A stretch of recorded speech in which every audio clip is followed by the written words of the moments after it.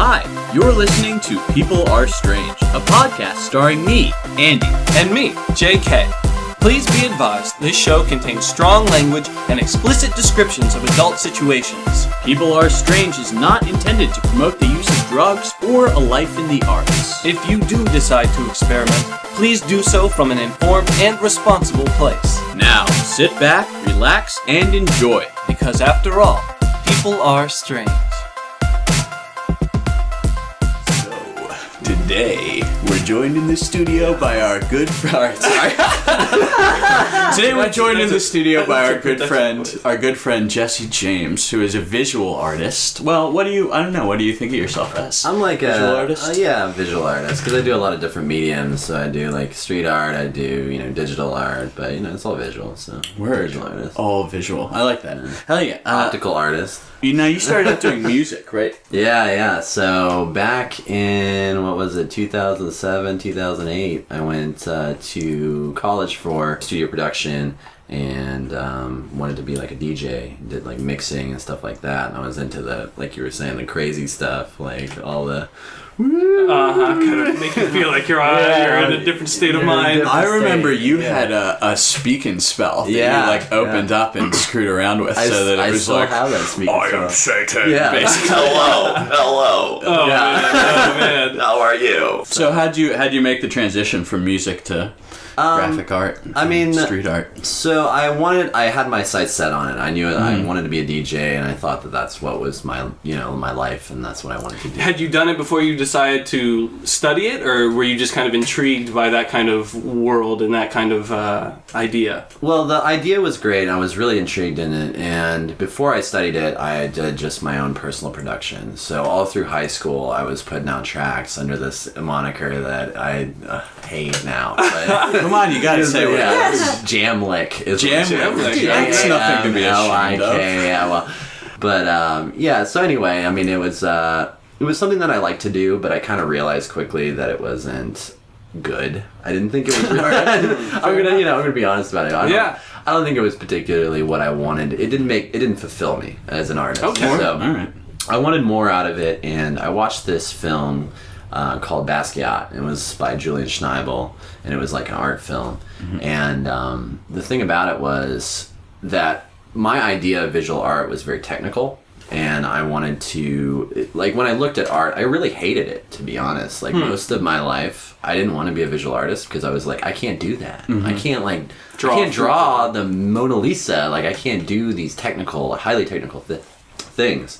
So, in that area of art, I just kind of ignored it. So because music to me was much more open with how you could express yourself. You have your set rules, like obviously it has to be in time and stuff like that, but it wasn't as closed in as I had thought. But then when I watched this film, Basquiat was one of those people that he was a black artist in Brooklyn and all this other stuff, and he was just putting out this heartfelt things that weren't technical. They were just expressive. It was kind of like Jackson Pollock and all of that stuff. More the emotion. Yeah, it was more emotional, and when I saw it, I was like, man, I can do this. Like, if he can do this, and he's like a historical figure of significance. And after that film, I went and bought like a copper. I remember it was black, white, and copper, and I bought a little canvas, and I went in my room over like across the street, and I painted my first painting, and like right as I put the first brush stroke down, I was like, this is what I want to do. That's awesome. So it was so tight. Yeah, it was so tight. Sweet. Yeah. So after that, I kind of dropped like the whole idea that I was going to be the superstar DJ, and then I was like in my head, like, you have this like headspace. Sure, so a plan of like what you're working towards. So instead of like me in front of thousands, like playing the the turntables or whatever, the cigarette smoking, I was in a gallery smoking a cigarette. So. And people coming up to you. Talk to me about this piece. Show me about this. Yes, I painted this in 2004. Symbolizes pain. And over here and over there. But yeah, people always try and like evoke this thing where they want to take like one of my images and they want to really understand it. Mm-hmm. And they want to understand it from my point of view. And the thing about it is, like, when I paint something, I don't want you to see my point of view. I want to see your point of view, like what you see in it, And so they'll ask me like, what is this about? And I'm like, I don't know. Like I looked over here and then I was like, fuck that. And then I was like over here and I was like, nah. And then I was like over here and then I was like painted over that over there. And then I was like, black looks good. All black. Black on black, you know.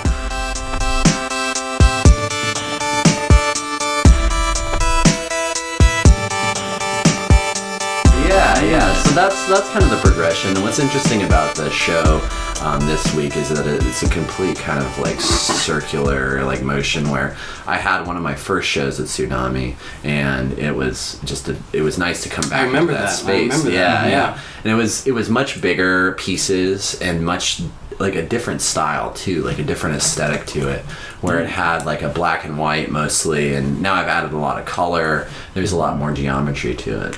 Yeah, a lot of your like graphic artwork, really kind of makes me think of like sci-fi and stuff. Yeah, because it's like those sort of scapes that are reminiscent of like space or other planets and shit, and they sort of just, when you were talking earlier about like people always wanting to assign like a meaning to something, a lot of times I find much more value in like a piece of art that just evokes like a certain feeling. You know? And sort of when I kind of look at at the stuff you've done, it kind of makes me feel like I'm on like an alien planet. It's like that escape of it, and that I find inspiring. Because like I like to think about sci-fi shit. I see something. Well, and see, that's great cool that with that kind of interest, that's kind of what you take away from it. Not saying that those kind of elements don't exist in it, but Jesse, you were talking about how you enjoy hearing the audience's kind of perception of the piece. Do you find that like fulfilling as like a part of the process to also like engage in that conversation with the audience and kind of? Yeah, I mean that's what it's all about, right? And that's what I like about the public art space too, is because you have a grander audience with that. So not only do you see like the people that I want to go to the galleries and want that like kind of that visual, like they have like a predisposition to have like this art eye to it. Sure. But with public art, you have like homeless people that come up to you and they're like, well, I used to be an architect. Like I was in Miami and I was painting like this like really geometric, like very like architectural looking like lines and stuff like that. And this homeless guy comes up to me and he's like, hey, how are you doing? I'm like, I'm good, just painting this mural. He's like, I used to be an architect about 20 years ago. I was like, what happened? Like, because that, fell into bad times. The building collapsed. Yeah, right. So, but he was like, I look and I see like a building, and I'm looking at this thing, and it's very much like a building, like how he's visualizing this and how he's looking at it. And that's what I like about that kind of that conversation, especially in a public space, is that the real thing about taking street art, and what I love about the street art element of my like artistic endeavors, is that you have these people that they didn't pay to see that, they didn't specifically go, they just stumbled on it. And that's the great thing about street art too, is that it's unsanctioned, and there's a democracy to it too, and it's a very democratic way of proposing your ideas. What do you mean by that? Well, in terms of anybody can do it, and it can be bad, it can be good, right? And they can paint over it if they did. And they can paint over it if they want to. So, and the people really kind of show that, where in Wynwood in Miami, if your piece is bad, it's not going to last, because people will just tag over it, or they'll like they call it like quote unquote dissing, where they'll put their tag over it, and that just means like, we don't like this stuff. Council of Street Artists. Yeah, it's the Council of Street Artists, right? But if it's good, but if you do something worthwhile, then will they leave it up there? Yeah, they'll let it run for years and years and years. Or, I mean, if it's somebody that's really respected, you'll see stuff from like 1978. Wow. Still like up there. Ridiculous things. But that's what I mean about this kind of democracy, where it governs itself, and the good stuff stays, the bad stuff goes away, and sometimes the good stuff does go away, but that always has like a kind of organic effect. Kind of cycle of flow. Yeah, a cycle and a flow.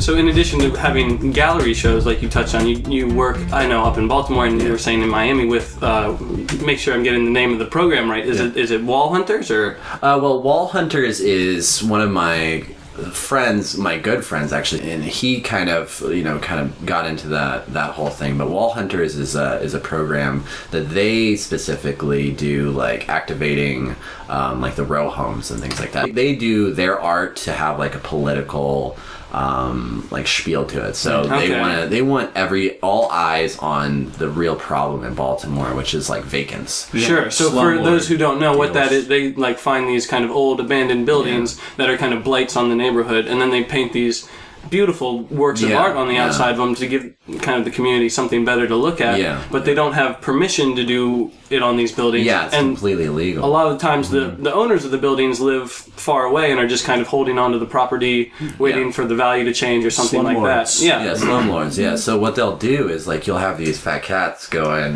They live in Manhattan or whatever. Fat cats. Yeah, fat Literally, cats. Yeah, fat literally cats. fat. Gigantic fat cats. Yeah. Yeah, they have like little voice boxes so that they can speak and stuff. Yeah, so all time crazy place. yeah, they're just like it's like Scrooge McDuck. They're just like New York is crazy, man. Yeah, they just swim in money all day, right? They take and they put the murals up on these vacants because there's about like 4,000 different vacants just in Baltimore alone. You'll have entire blocks. You know you're in the ghetto when nobody lives there. Right. You know, like you're driving through and this is the bad just neighborhood. Boarded up buildings. Because nobody is even there, you know, and it's really sad. It's a fact though, Baltimore. But they try to activate that and have all the eyes on it. Justice prevails. Yeah, seriously. Well, the thing about it is people don't realize that a lot of these places are row homes, so anybody that has a home next to one of these like just burnt out awful places that they're just sitting on, it's going to fall down, which means the other houses are going to fall down as well, or they have rats, or they have, you know, like whatever's going on. Sure. Insulation, infestation, all sorts of... horrible, horrible things. But yeah, so that's like that's a completely different like mindset for how you can use street art for a positive.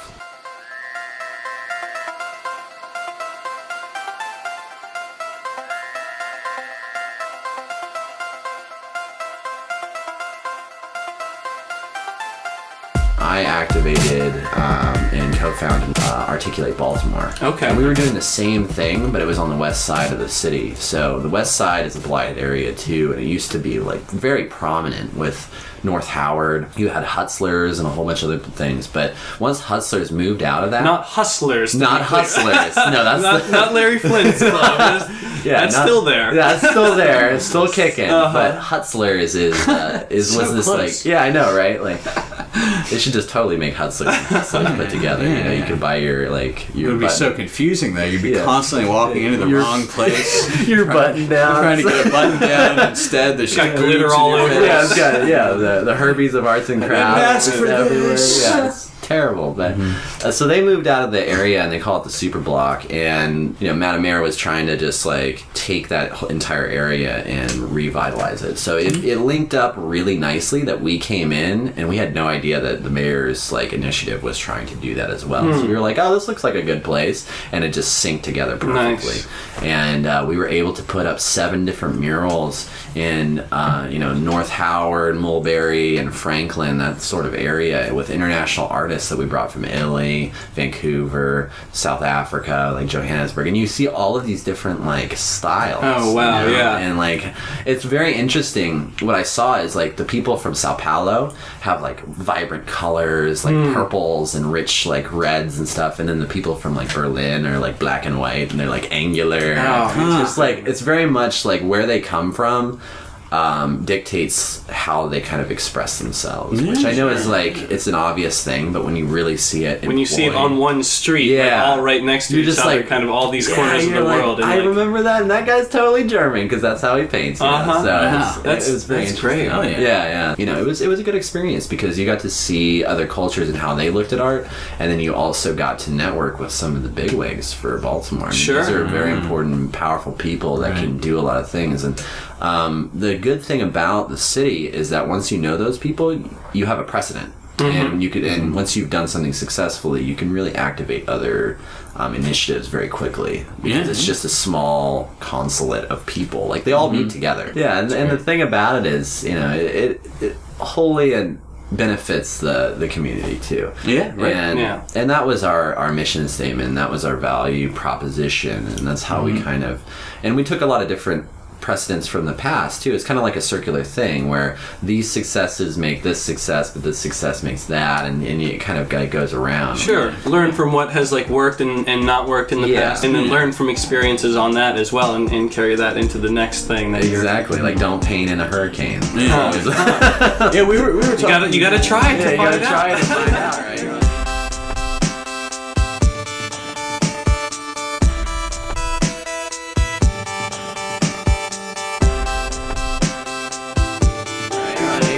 And you're like, man, we gotta do this. Like, we got a time limit. Was this in Miami or was this in Baltimore? This was in Baltimore. Oh, okay. Yeah, Wow. I had a crazy guy. I love him. His name's Jacopo. Oh, and he was on a lift? And he was on the lift. Oh, and no. The Italians, I swear, are the craziest people I've ever met in my life. So he goes, seriously, man. So I want you to get up on the 80-foot lift with me, and he has like the seriously and what is it? In actuality. Seriously and actuality. That is like his favorite English words are seriously and in actuality, man. That's a good choice on this Yeah, part. it's like great choices, right? So he's like, it's seriously, man. So in actuality, we should get on this 80-foot lift and like just and just like crank this up as far as we can.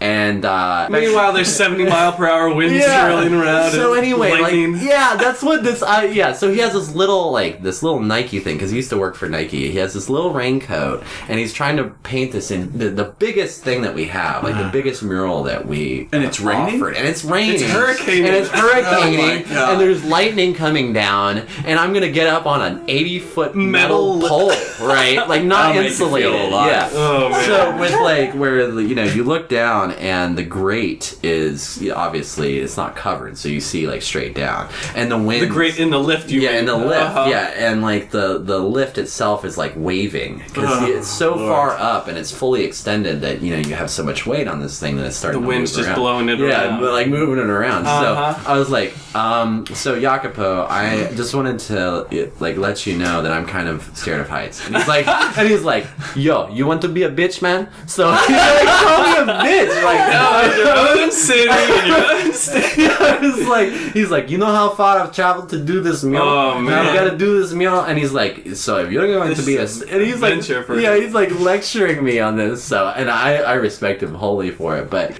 I was like, okay, well, I'm gonna get up on the lift, I'll do this, like, I'll help you out. He's like, so if you want to be a street artist, you have to know that you're going to go up like 80 different stories, like, you have to get into this, okay? Mm-hmm. Like, he's like trying to Teaching coach you me, all, and yeah, so he's like, get in the lift. So he's like, I'm the director, okay? I direct you this. here. Yeah, I brought you here.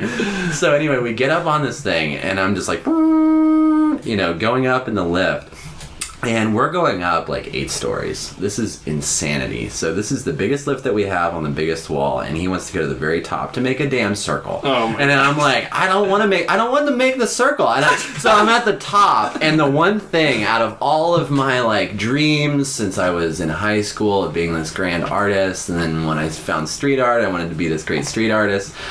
In this moment, all I had to say was, fuck this, I don't want to be an artist anymore. I said, I don't want to do street art. I want to be on the ground. I want a McDonald's. I want a home. Put me in a studio again. Yeah, I don't want to be in a studio. The gallery. Yeah, I want to be in a gallery. I don't want to do anything. I don't want anything to do with it. Dangling from the rope over some Yeah, building. I'm like on this 8-story building on this awful thing with lightning striking around me. So he just goes, okay, so this is what we're going to do. He's like, I've got the string, and I'm going to nail the string, and then I'm going to like put it around my spray paint bottle, and I'm going to take it around in a circle, and then you're going to move the lift as I do the circle. And I was like, this is insanity. Like, I don't want to do this. I don't want to do this at all. So he gets out, and he gets up, so you have the basket, right? And I'm hooked onto this thing. He's not hooked onto this thing. We're like visibly getting blown around and moving back and forth. moving back and forth, and he gets out of the basket and he's hanging on to the basket from the outside from 8 stories up From in 8 the stories hurricane. up. This guy has zero fear. He's Oh like my God. obvious. So he goes, "All right, take it down." And I'm like, "What are you doing? What are you doing, man?" And he Painting. goes, "Yeah, I'm painting. What do you think?" In actuality, I am painting. Seriously, man. Hurricane, Yeah, it's fine. seriously, man. If you don't take this down, I'm going to hurt you. So he said. So I take it down, and like this, it was the craziest thing I've ever done. That It was is awesome. this Did you do it? You actually made it happen? We then? made the Oh my circle God. happen. Yeah, In the it's hurricane. In the hurricane, we finished it out. Hurricane Sandy, I think it was. Oh, man. And we actually finished this crap, and I can't even believe because it took him a couple of days to make this enormous painting. Wow. That was all black and white, and his style is just incredible because the way that his lines come together, it's like an optical illusion, very op art kind of thing, where you look at it and it starts to move because it's in these wow. directions and stuff that it's just the way that your eye perceives it, but it starts to like seethe around this circle, and the circle is perfect. I don't know how he did it with like a hammer, a piece, like a nail, a string, a piece of string, Just and worked just it in like the circle. worked this circle. Don't know how I he did it. considered Wow. that he might be a black magician. Yeah, it's sounds like dude is a witch. He might have yeah. done something to you up on that Yeah, I know. hurricane. Yeah, I'll show you on the teddy bear later on.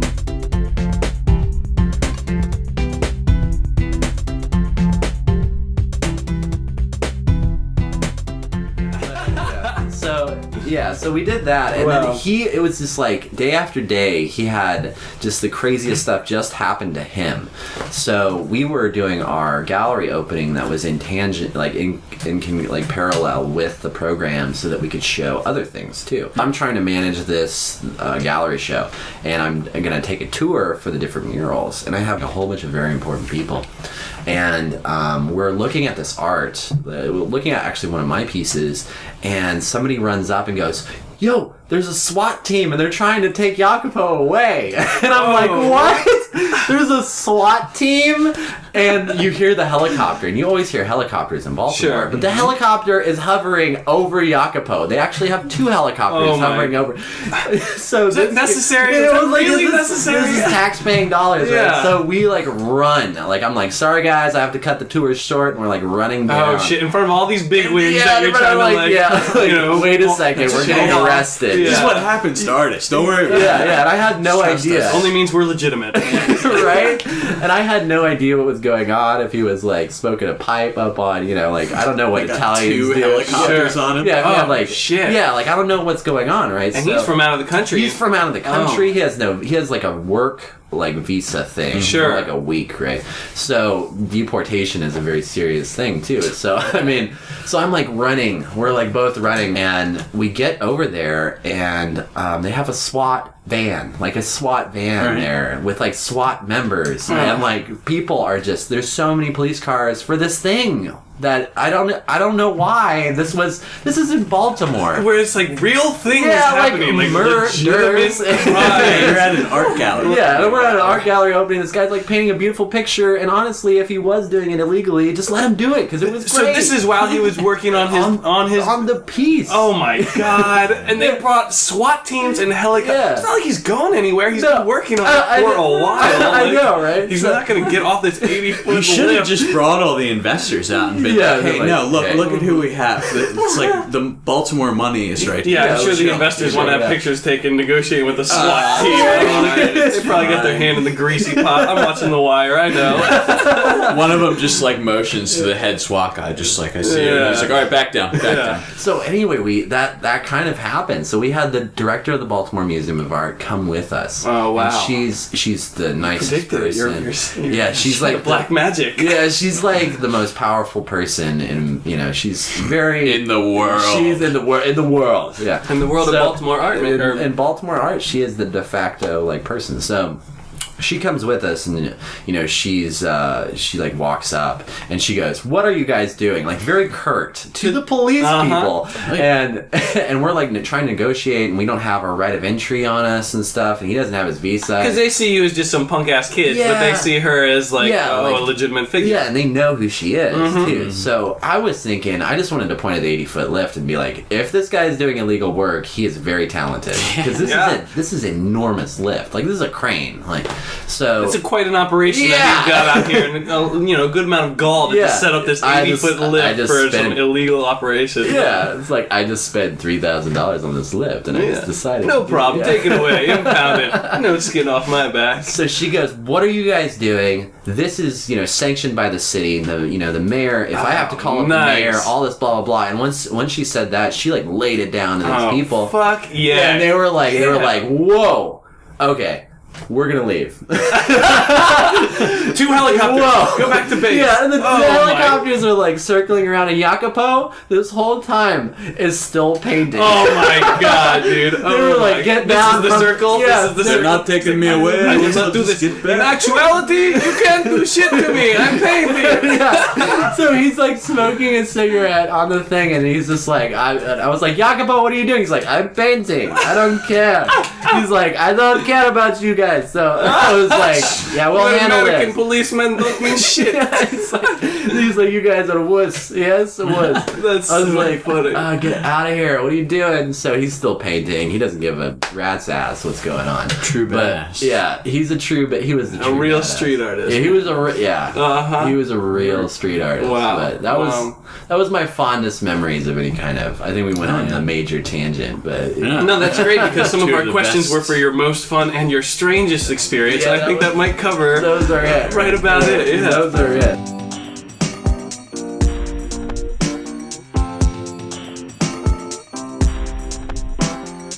So now you brought these guys in from like various places around the world to work on this project in Baltimore. I mean, I assume through that you kind of made contacts with people who are now out in various places in the world doing street art. I mean, do you have interest in traveling and like visiting them and doing shit like? What's interesting about it is once you make those connections, street art community is very small.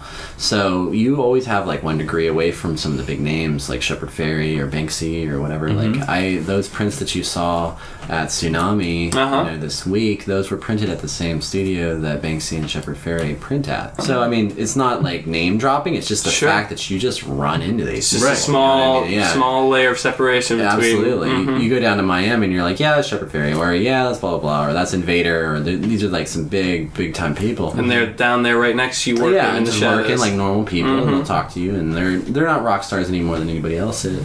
But you see and you really, so they're still down to earth if you were to engage with them. Yeah, absolutely. I mean, they have like 70 different assistants on the high end. Do you think street artists would like fuck with them and like mess with their shit if they kind of tried to like highball them or whatever? Yeah, absolutely. I think it's that's what I'm talking about with that democracy, is that it really does kind of level you out too. Where if you start losing grip with your stuff's not even gonna last. You know what I mean? No one's gonna see it. Yeah, if you think you're hot shit, it'll get extinguished. Like somebody will like just spray a bunch of paint over it the day you finish, or even in the middle of what you finish. Yeah, some of the best stuff that's being made now is stuff that is not, at all made to be marketable. It's like free model kind of stuff. Like, there was that Radiohead album that was released, be pay what you want, that sort of model and like stuff. A lot of the stuff that's being made that way is being made really, really well because it's all based with community interaction. So if you're, fucking with your fan base in one way or another by being too pretentious or being, you're losing touch with them, you're not going to get that money from them anymore because they have the option of not giving it. Well, and aside from money, just that kind of, we talked about kind of that the democracy on the streets and that kind of respect, and just the fact that you are using this public space, so anyone else could go up and spray right over that, but the good shit, sometimes lasts and the other shit doesn't, and so just kind of that balance keeping itself in check. Yeah, it's like a justice, like if Shepard Fairey's, and he has had his stuff, a lot of people don't like him. In Miami, he put up this beautiful thing with this, it was a collaboration with this guy called Risk, And Risk is a very respected graffiti artist, but I think he like pissed off some crew and they just extinguished over this thing that was so elaborate and so beautiful. Probably $10,000 worth of work, you know. Wow. You know, on that high end stuff because these people are paid, you know, massive amounts of money, and they just gone. 2 seconds. Sorry, you know, you're not here. And that's the risk that you take when you put yourself in that kind of like public forum. Yeah. That's why you kind of have to maintain that, I guess, good relationship with your And So when it you're keeps you living grounded. outside the Yeah. law, you know, you keeps you grounded. can't depend on the cops to protect your artwork. Yeah, if it's they're not illegal. gonna- And what are you going to get? 3 security guards to stand and guard this abandoned My building illegal artwork is 24/7? being defaced right now. Yeah, right. So I always try to get the homeless people. Those are my police. Like, Yeah. if you make friends with the homeless Yeah. people, Carry you buy around a them- pocket full of crack rocks. Yeah, No, just like those mini bottles of booze. Just pass out a couple the mini little, bottles. I call them jump 99 offs. bananas. Yeah, the 99 bananas jump offs. And you have a bunch of crack rocks, jump offs, and some slices of pizza. And those people will police your stuff. Like down in Miami, I did a mural, and I talked to this homeless guy, and I gave him a pizza and a Subway sandwich. And I was like, I want you to give this pizza to all your friends, and I want you to police my wall. And he's like, I'll do anything, man. This is tight. Was he still there when you got back? And it's still there. Apparently, yeah, dude. So I mean, he's Fuck policing yeah. my stuff. So Nice, I man. appreciated it. Yeah, man, just making, Yeah. not putting yourself apart from the community, Yeah, but exactly. recognizing that, That's the point. all these people are, this is his street as much as it is anyone else. Like, he's going to be looking at He your wants some artwork nice artwork. just Yeah. like anyone else. Basically, just decorated his room for him. Yeah, right. Yeah, he was sleeping on the wall anyway. So I was just like, and it is about putting yourself not above those people and of course. really engaging with the community. Sure. Having them like see the positive effects. Sure. I I'm had not a see you as really- just some like outsider coming some in, but asshole. someone who actually cares about what's going on. Yeah.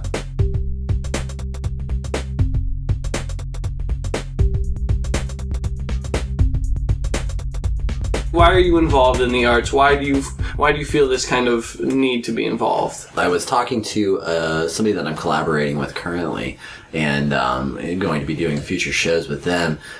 Is that it is a lot like a crack addiction, and not in like the bad way, but like you have this hit, and you remember it, and you chase that hit forever. Yeah. And you want it to be the next best thing. And when you have these really good pieces that come around every so often, and every artist has them, where you look back and you're like, oh my god, that piece is amazing. I want that piece over and over. I want that feeling that I created. yeah, of creation. yeah. like now, when do I you created get that performance high from like actually putting the piece up, or is it like working on it? It's Like, working on it. And right, like the right. moment that you step away from it. Because you go into a zen. For me at least, I go into the zen, this like high, right? And I'm just doing it, and you're working furiously on it, and then you step back. And I can't tell you how the hell I've done a lot of my paintings. Just, I step back and I'm like, wow, that wasn't me. Like that was a totally subconscious version of You were me. kind of a channel. You Yeah, I were was your a channel. I was a conduit. conduit for this like thing that just came out, and that is the moment that you're just like, oh my god, like this is the Now, high. Does it hit you when you step back and look at it, or when you're able to share it with someone else and then kind of have that conversation of how it's hitting them? It's definitely a personal thing. So when it hits me and it vibes with me and it resonates, that's the point that I like. Because like I love different people's perceptions, and I'll be like, oh well, that's really cool that you see that, but it's nowhere near the kind of high that I step back and I'm like, oh my god. If you don't feel something about it. this is like some seriously. It's like vomiting a live animal onto a canvas. You can't say that in every interview. You're vomiting. I'm gonna reuse that metaphor for the rest of time. You know, that is a perfect way of saying it, because like, and that's the reason why I keep doing it, is it is the pure necessity of trying to express the things that are coming out of my head that I don't even know how that I want, or even what I want to express. It's purely subconscious stuff. So do you start sometimes on a project and just kind of see where it goes, or do you have kind of an end goal in mind for a piece, or you just kind of let it direct itself as you're making it? I like self-direction all the time. There's these things that they use it a lot in digital art and like conceptual art, which I do a little bit of. that it's happy accidents. And like you have an accident and you're just like... Moment of discovery. Yeah, moment of discovery where you're like, Penicillin. exactly. It's the time that you concept this thing that you're just like, I had no idea that direction could come along. Like, and a lot of the things that I'm doing now, they have an end goal as I become more refined in my like progress with how I do art. I think that I have a lot of academia behind it now. I've taken classes to see, I have a critical eye now to see it. Back then it was very raw with how I would kind of like just like throw paint on there and just Much more emotional. Yeah, much more emotional, which I wish I could come back to, but now it's much more calculated. It's much more minimalist. It's much more like this line is going to go here so that it can affect like the overall geometry of what's going on. Because there's You're a lot of experimenting with technique and all that. Yeah, it's much more technical with like every line that I put down. Now it's very minimal. It's a lot of line work with my large scale pieces, but every line that I put down I try to balance and I try to have like some sacred geometry in it, a golden ratio or something that leads along. It's like a map. Like the collaboration that I'm doing is this like Nina Simone picture and it's very beautiful that he's painted, but what I wanted to add to it is the fact that I could put lines in to have a roadmap around this visual representation of Nina Simone, where it's like it's not detracting away from the piece, it's actually adding to it. And your eye will lead along these lines to these different center points where you'll be like, okay, and there's a language to it. Now I'm doing that and my language is different, but it's very much my core being of how I want or why I want to do art. Is just that I need to express that. I need to have that, kind of conduit for myself.